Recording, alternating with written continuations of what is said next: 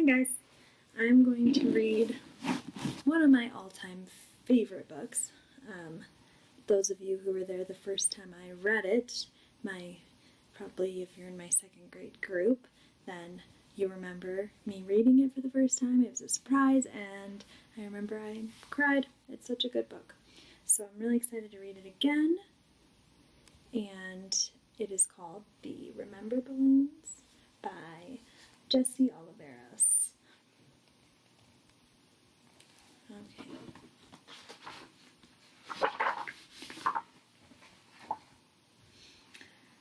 I have lots and lots of balloons, way more than my little brother.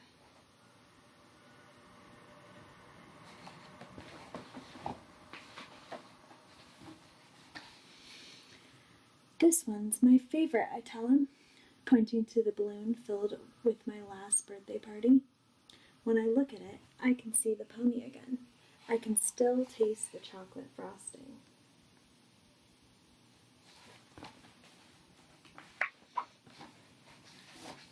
Mom and Dad have more balloons than I do.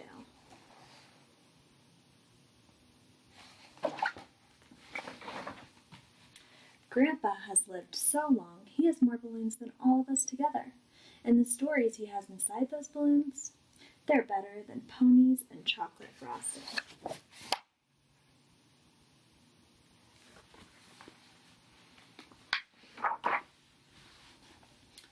What's in your yellow balloon? I ask him. Grandpa's eyes light up. We'd just come back from picking blackberries along the muddy banks of the creek. Our berry-splattered faces gave Aunt Nell's cow such a fright. She didn't make milk for days.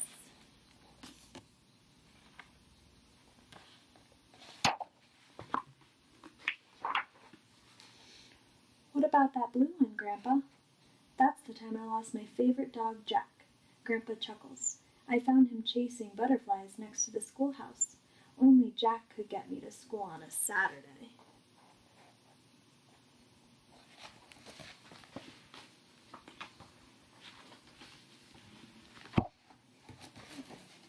And that one? I point to a purple balloon above his head. Grandpa looks up and smiles, his face alive with remembering. Oh. Sorry, guys. That's the day I married your grandma in the little church on Cedar Lane. We danced that night under the stars, and oh, how I loved her.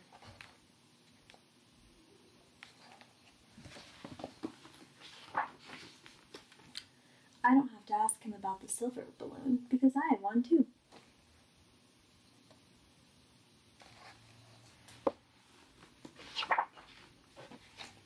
That was the day we stood on the dock till the sun went down, feeling tug after tug on our lines. Grandpa and I must have caught 1,000 fish. Grandpa ruffles my hair like he always does. That's one of my favorite balloons. Mine too, I say.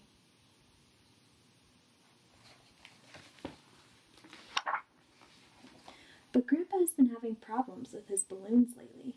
One will get caught in a tree and he'll tell me the same story over and over.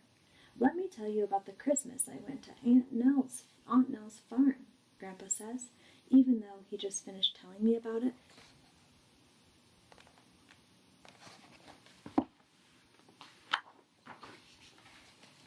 Other times the balloon will float right out of his hand, and he won't even know it.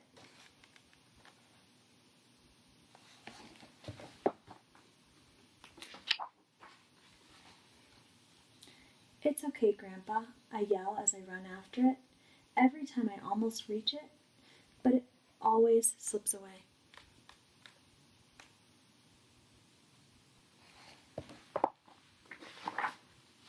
Something's wrong with Grandpa, I tell my parents. He can't hold on to his balloons anymore. Mom looks at me with sad eyes. That happens sometimes when people grow older.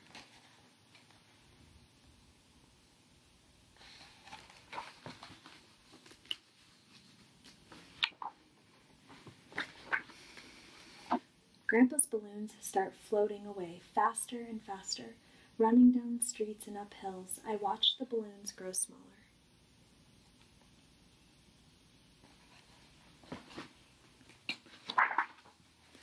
finally loses the silver one. I watch it float away until I can't see it anymore.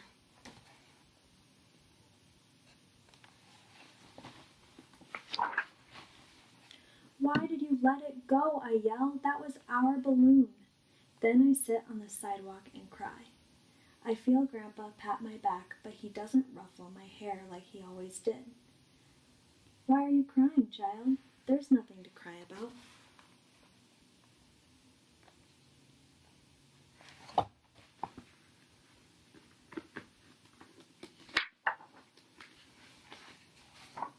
One day I go to see him, and all his balloons are gone. Grandpa, I say, but he doesn't look at me.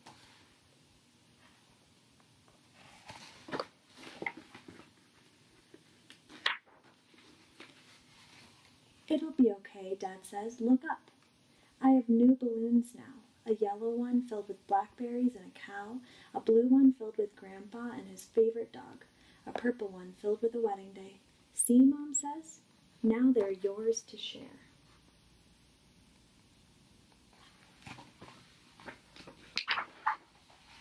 So I climb into Grandpa's lap and I begin telling him about my new balloons. Love that story so much. I want you guys to think about what would be in your balloons.